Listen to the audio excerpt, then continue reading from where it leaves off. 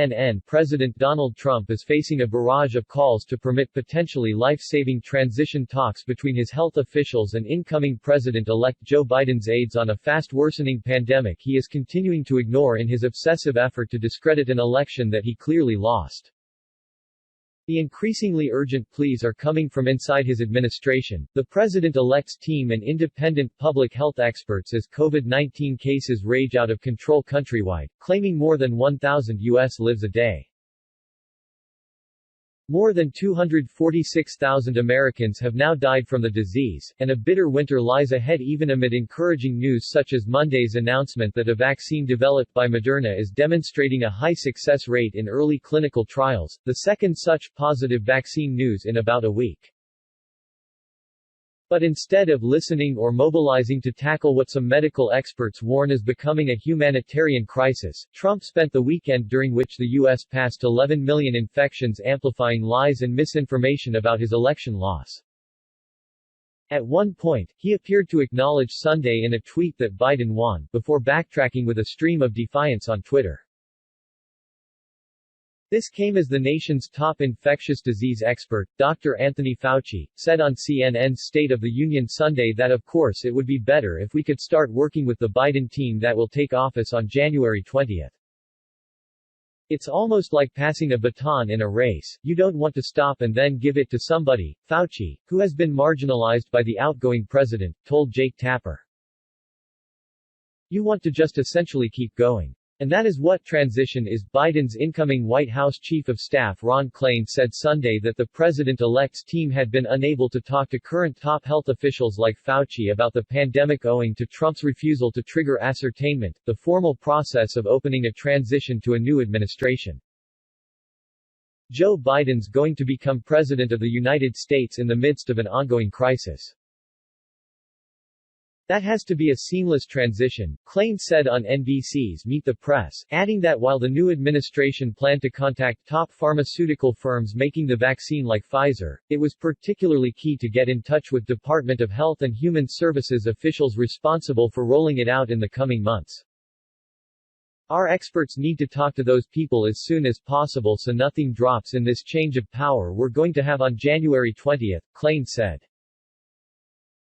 But the official who is currently most influential with the president, Dr. Scott Atlas, who critics say favors a herd immunity approach that could lead to thousands of deaths, wrote an inflammatory tweet on Sunday that exemplified the White House's contempt for unifying leadership during the pandemic.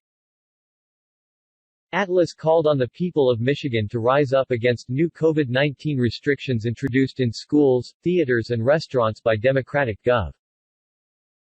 Gretchen Whitmer, who was recently the target of an alleged domestic terrorism kidnapping plot. Whitmer said in an interview with CNN's Wolf Blitzer Sunday evening that she would not be bullied into not following reputable scientists and medical professionals. Fauci is not the only senior U.S. official calling for transition talks to open. Moncef Slaoui, the official in charge of Trump's vaccine effort, told the Financial Times in an interview that he wanted to reach out to Biden's team, but added that he couldn't do so without White House permission.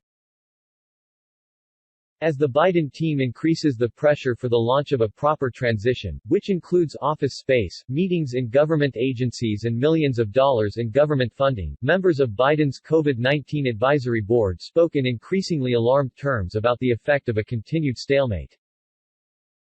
Board member Dr. Celine Gounder told CNN on Saturday that the situation was like a terrorist attack or war and there needed to be a smooth handoff. We need to be prepared, and in the absence of that critical data, there may be blind spots we're not able to anticipate and that leaves us quite vulnerable. Another board member, infectious disease expert Michael Osterholm, bemoaned Trump's abdication of the crisis and said leadership would only arrive in January, as he pushed for the immediate opening of contacts between the transition and the White House. It's our hope that in the very near future, we can start to collaborate with them, he said, warning on CNN on Saturday of a rapid rise in cases over the next month. An independent expert, Dr. Peter Hotez of Baylor College of Medicine, cited research saying that 2,500 Americans could die from COVID-19 every day by January and described the situation as a humanitarian catastrophe that Trump was making worse. "I can't think of a more important time in modern American history," Hotez told CNN's Ana Cabrera. "We need a smooth transition. The fact that this is the time it won't occur, will only mean greater loss of life, so this is incredibly heartbreaking." As Biden prepares for power despite the obstruction of the president, he and Vice President-elect Kamala Harris will speak about the economy in Wilmington, Delaware, on Monday. The president-elect has repeatedly stressed that there will be no long-term rescue for the economy without bringing the virus under control, and he has used his public appearances since the election to plead with Americans to adopt measures like mask wearing that can save lives until COVID-19 vaccines become widely available next year. The pandemic is not the only area where Biden is being deprived of transition privileges usually offered to a president-elect within hours of victory. He still has not been read into America's most closely held secrets in intelligence briefings, for instance. Transition teams are supposed to be able to enter government departments to provide for a trouble-free handover of power at noon on January 20.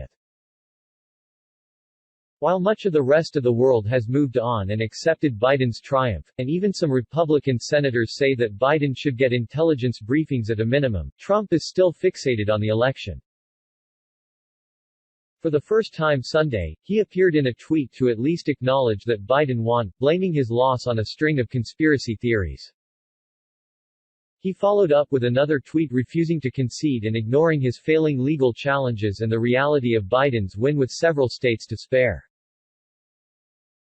Trump played golf twice over the weekend and on Saturday drove past a crowd of supporters protesting the election results in Washington, D.C., in between his Twitter rampages.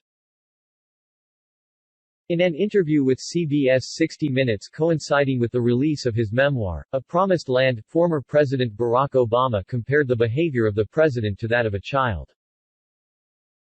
"If my daughters, in any kind of competition, pouted and then accused the other side of cheating when they lost, when there was no evidence of it, we'd scold them.